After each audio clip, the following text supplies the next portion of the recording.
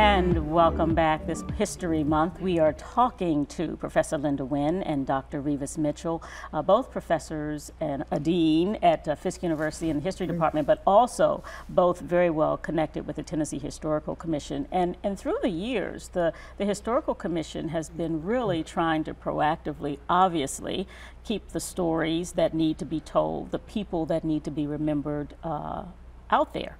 Well, April, this affiliation that we want to discuss briefly is actually through the Metropolitan Historical Commission, which Linda sits on that commission, and I formerly chaired.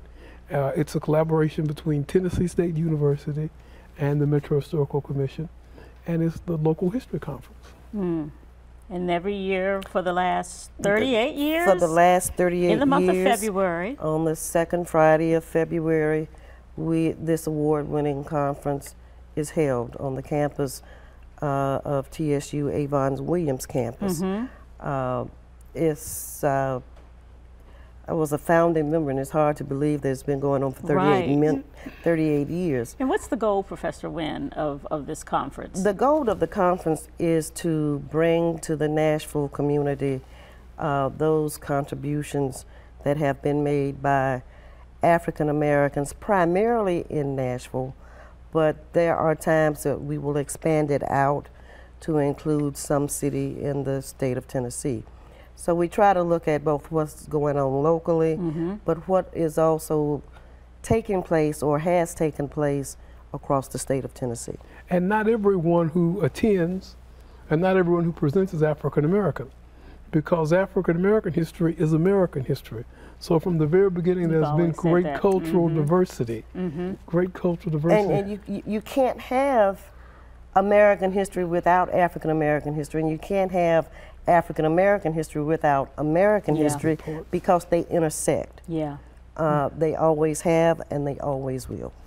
What's the official name of the conference? The official name of the conference is the Nashville Conference on African American History and Culture. All right, so when people look it up each year when they're trying to attend, that's how they need to kind of Google search.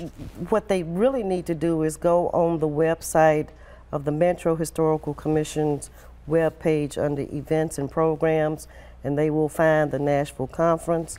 And there is usually a PDF form of the registration.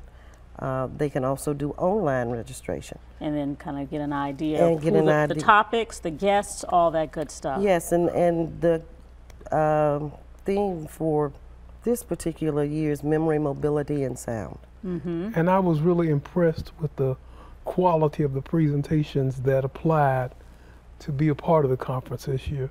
Linda, do you have the schedule there? Yeah, so lots of different focus areas, all under mobility, is that correct? Under mobility, and mobility is coming in.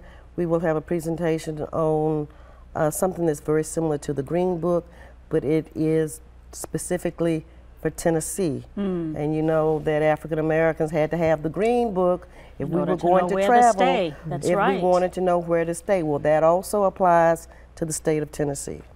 So we will have a presentation on that. There will be... Give me an idea in Nashville where you could stay, or was Nashville not really one of the cities that needed a Green Book per se? Oh yeah, there was, you know, basically you needed the Green Book because you had these sundown towns. And Nashville is surrounded by different places. Where you... On the outskirts. On the outskirts, where if you were African American, you didn't want to be called after dark. I kind of want to Your question, though, is interesting. There are two historic sites, both now demolished, that were the sites. One was Brown's Hotel on Jefferson Street. Brown's Hotel. Dinner Club Hotel. And the other one, you probably remember when you were a little girl coming around, was something called the El Dorado Motel. Out on 40th Avenue near Ted Rhodes Golf Course. And these were places, and they were safe spaces for African Americans when they were traveling through town or coming to stay in town. Yeah, and you know, on occasion you may have stayed with certain individuals. So yeah, you know, right now the Green Book is a big topic. It really is. Thanks to a couple of movies, I think, right? We just had a movie about the Green Book. So it was just fortuitous that, you know, we happened to say, You know, I think this would be an interesting topic. Because you all are smart people. Not knowing that, you know, we're going to have a movie about it. Don't get it wrong. These are two smart geniuses right here. So there was a little thinking going on to there. But it is interesting to me how the popular culture, popular movies like the one that's out that kind of sort of talks about the Green Book and brings that back to people's attention. Probably aha moments for a lot of people that didn't even know it existed back then, right? But how this can continue to kind of help drive people back and help them teach or learn a little bit of history. It helps you to teach it. It also helps you to learn it.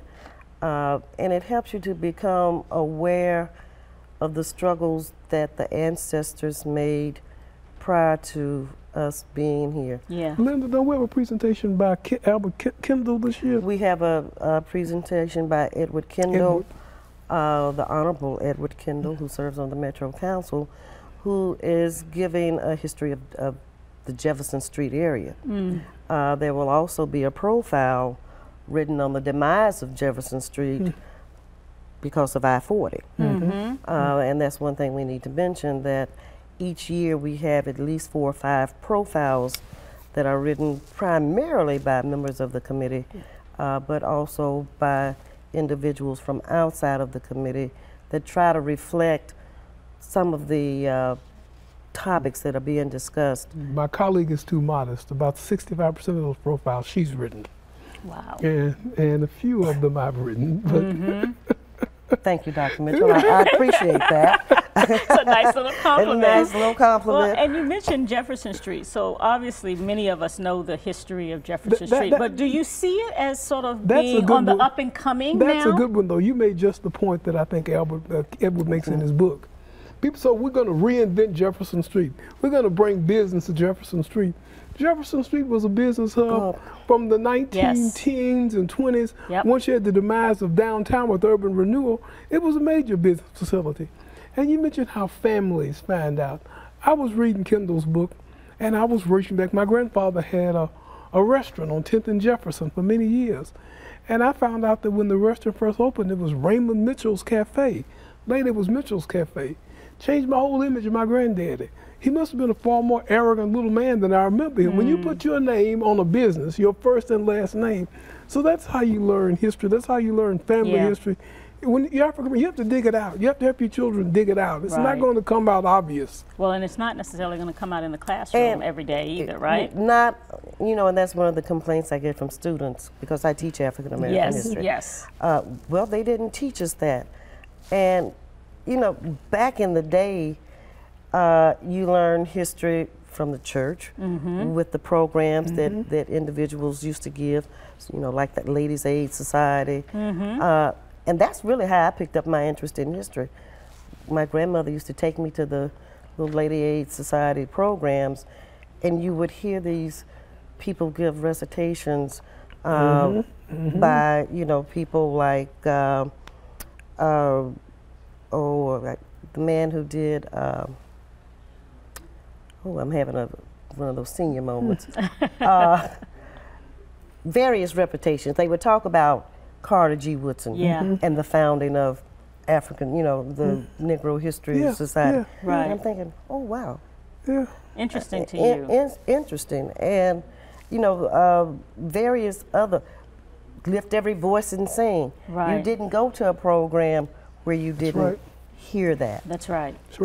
So, you know, that is not embedded in the church anymore. And it's very important now that we get into the era of social media, because many times the images pointed out of my people on social media are not positive. They are negative.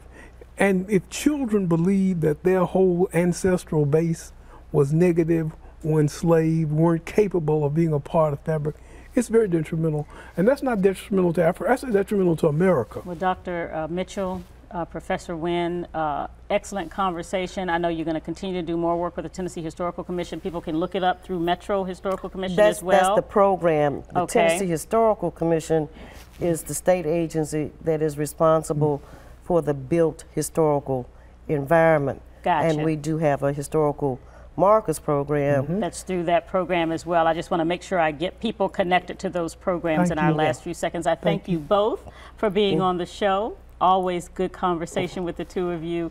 And I thank you for watching. We will see you again next time.